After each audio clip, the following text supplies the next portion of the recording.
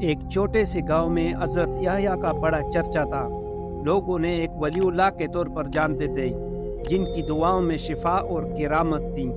ان کی عبادتگاہ گاؤں کے قریب ایک پہاڑی کے دامن میں تھی، جہاں وہ روزانہ راتوں کو جاگ کر اللہ کی عبادت کیا کرتے تھے۔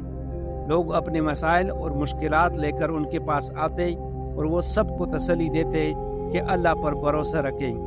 ایک سرد اور تاریک رات تھی جب گاؤں میں ایک عجیب اور خوفناک واقعہ پیش آیا۔ گاؤں کی ایک نوجوان لڑکی جس کا نام زینب تھا، جو اپنی معصومیت اور خوبصورتی کے لیے مشہور تھی، اچانک بیماری میں مبتلا ہوئی۔ اس کے والدین اسے کئی حکیموں اور ڈاکٹروں کے پاس لے گئے، مگر کوئی بھی اس کی بیماری کی تشخیص نہ کر سکا۔ 3 دن کے اندر زینب نے آخری سانس لے لی اور گاؤں میں غم و ماتم کا سما چھا گیا۔ زینب کے والدین بے حد غمزدہ تھے اور ان کے دلوں میں کوئی امید باقی نہیں رہی تھی۔ انہوں نے ایک آخری امید کے طور پر حضرت یحییٰ کی پناہ گاہ جانے کا فیصلہ کیا۔ وہ رات کے وقت زینب کی بے جان لاش کو لے کر حضرت یحییٰ کی کٹیا کی طرف روانہ ہوئے۔ وہاں پہنچ کر وہ درد بھری آواز میں فریاد کرنے لگے، حضرت ہماری بیٹی ہم سے چھن گئی ہے، آپ اللہ کے دوست ہیں، آپ کی دعا سے شاید اللہ ہمیں ہماری بیٹی واپس دے دے۔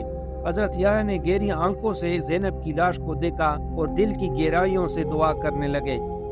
کچھ لمحوں کے بعد انہوں نے کہا، اللہ کی مرضی میں کوئی دخل نہیں دے سکتا، لیکن اس کی رحمت سے کچھ بھی ناممکن نہیں، ہم ضرور دعا کریں گے۔ حضرت یحییٰ نے زینب کی پیشانی پر ہاتھ رکھا اور آنکھیں بند کر لیں۔ کمرے میں موجود ہر شخص کی سانس رک گئی تھی۔ اچانک ایک سرد ہوا چلنے لگی اور کمرے کا ماحول بوجھل ہو گیا، جیسے کچھ پراسرار ہونے والا ہو۔ زینب کی لاش میں ہلکی سی حرکت ہوئی، اس کا جسم کانپنے لگا اور وہ آہستہ آہستہ سانس لینے لگی۔ گاؤں والے حیرت میں مبتلا ہو گئے۔ زینب نے آنکھیں کھولی مگر اس کی آنکھوں میں کچھ الگ تھا، ایک عجیب سی چمک اور خوف، جیسے وہ کسی اور دنیا سے لوٹ کر آئی ہو۔ اس نے فوراً حضرت یحییٰ کی طرف دیکھا اور کپ کپاتے ہوئے کہا، آپ نے مجھے کیوں واپس بلایا؟ میں وہاں جا چکی تھی جہاں روشنی اور اندھیرا ایک ہو جاتے ہیں۔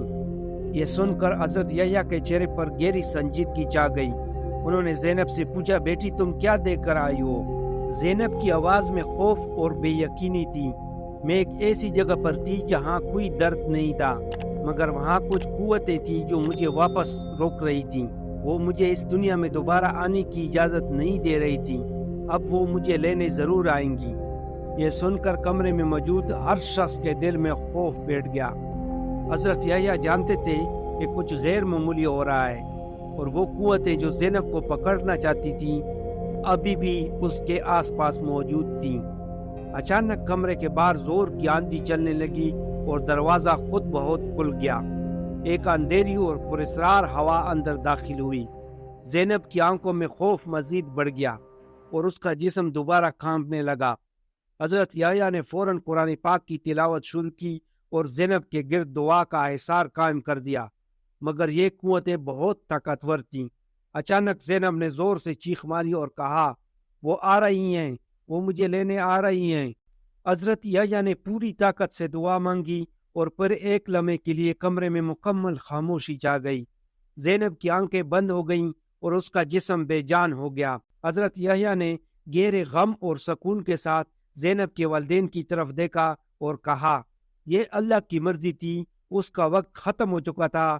کچھ روحیں ایسی ہوتی ہیں جنہیں واپس بلانا ممکن نہیں ہوتا۔ زینب کے والدین روتے ہوئے حضرت یحییٰ کے قدموں میں گر گئے، مگر حضرت یحییٰ نے انہیں تسلی دی اور کہا، اللہ پر بھروسہ رکھو، زینب اب سکون میں ہے اور وہ ایک بہتر جگہ پر چلی گئی ہے۔ یہ واقعہ گاؤں میں ہمیشہ کے لیے یاد رہ گیا۔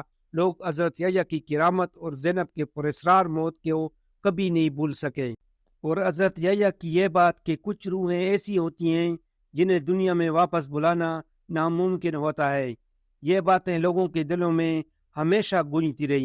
یہ کہانی سنسنی، خوف اور روحانیت سے بھری ہوئی تھی اور ہر موڑ پر لوگوں کے دلوں کو ہلا دینے والے لمحات سے مزین تھی۔ حضرت یحییٰ کے لیے زینب کا واقعہ ایک غیر معمولی تجربہ تھا۔ وہ ہمیشہ لوگوں کو تسلی اور دعا دیتے تھے، لیکن زینب کی کہانی نے انہیں بھی سوچ میں ڈال دیا تھا۔ کہ اللہ کی قدرت اور روحانی دنیا کے راز کتنے پیچیدہ اور پراسرار ہیں۔ زینب کی تدفین کے بعد گاؤں کے لوگ حضرت یحییٰ کے پاس مزید سوالات لے کر آنے لگے۔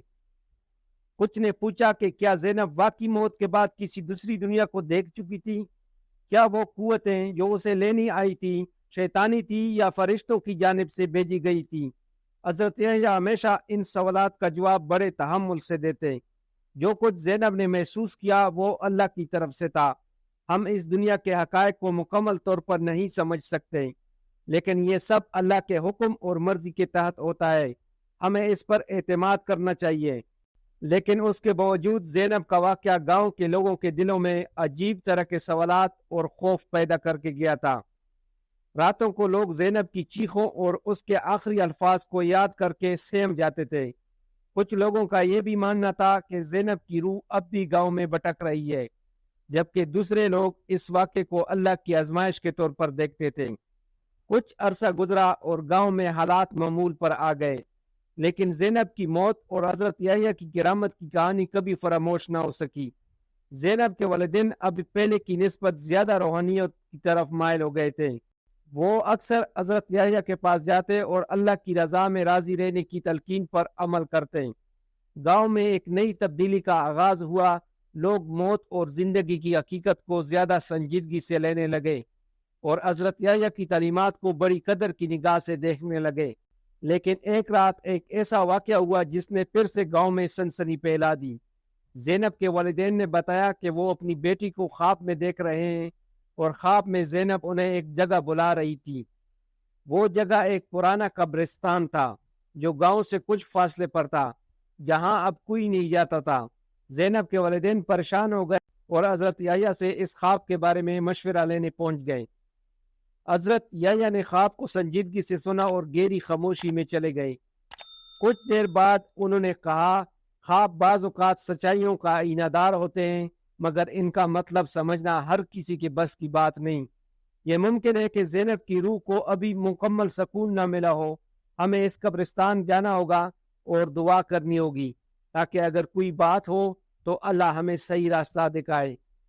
اگلے دن حضرت یحییٰ، زینب کے والدین اور گاؤں کے چند معزز لوگ اس پرانے قبرستان کی طرف روانہ ہوئے۔ وہاں پہنچ کر فضا میں عجیب سی خاموشی اور سنسنی تھی، جیسے کوئی چھپی ہوئی حقیقت وہاں موجود ہو۔ حضرت یحییٰ نے قبرستان کے بیچ میں کھڑے ہو کر دعا شروع کی، اور جیسی انہوں نے دعا کا اختتام کیا، ایک تیز ہوا چلنے لگی اور آسمان پر بادل گرجنے لگے۔ اس لمحے قبرستان میں ایک جگہ سے زمین تھوڑی سی سرکنے لگی، جیسے کوئی چھپی ہوئی چیز ظاہر ہونے والی ہو۔ سب لوگ حیرت سے پیچھے ہٹ گئے، مگر حضرت یحییٰ وہیں کھڑے رہے اور اپنی جگہ مضبوطی سے جمے رہے۔ زمین کے سرکنے کے بعد ایک پرانا بہت سیدھا صندوق ظاہر ہوا۔ حضرت یحییٰ نے دعا کرتے ہوئے صندوق کے قریب جا کر اسے کھولا۔ صندوق کے اندر ایک پرانا نسخہ اور کچھ عجیب و غریب نشانیاں تھیں، جیسے یہ کسی پرانی تہذیب یا روایت کا حصہ ہوں۔ حضرت یحییٰ نے وہ نسخہ اٹھایا اور غور سے دیکھا۔ نسخے پر لکھے الفاظ کسی پراسرار زبان میں تھے جو عام لوگوں کے سمجھ میں نہیں آ سکتے تھے۔ حضرت یحییٰ نے سب کو تسلی دی اور کہا، یہ نشانیاں اور نسخہ کسی بڑی حقیقت کی طرف اشارہ کر رہے ہیں۔ اللہ کی مرضی ہے کہ یہ آج ہمارے سامنے آیا۔ زینب کے خواب میں اس جگہ کا ذکر شاید اسی راز سے جڑا تھا۔ ہمیں وقت اور دعا کے ساتھ اس حقیقت کو سمجھنا ہوگا۔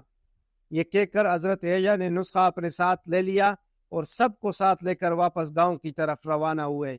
گاؤں میں یہ واقعہ ایک نئی سنسنی کا باعث بن گیا اور لوگ اس صندوق اور اس کے اندر موجود راز کے بارے میں باتیں کرنے لگے۔ حضرت یحییٰ نے گاؤں والوں کو تلقین کی کہ وہ اللہ پر یقین رکھیں اور اس راز کی حقیقت کا انتظار کریں۔ یہ واقعہ حضرت یحییٰ کی روحانی رہنمائی کی ایک اور علامت بن گیا اور گاؤں میں ایک نیا باب کھلنے والا تھا۔ نسخے کے راز اور زینب کے خواب کی حقیقت نے لوگوں کو ایک نئی روحانی جستجو پر لگا دیا تھا، جس میں ہر قسم پر سنسنی اور ایمان کی آزمائش موجود تھی۔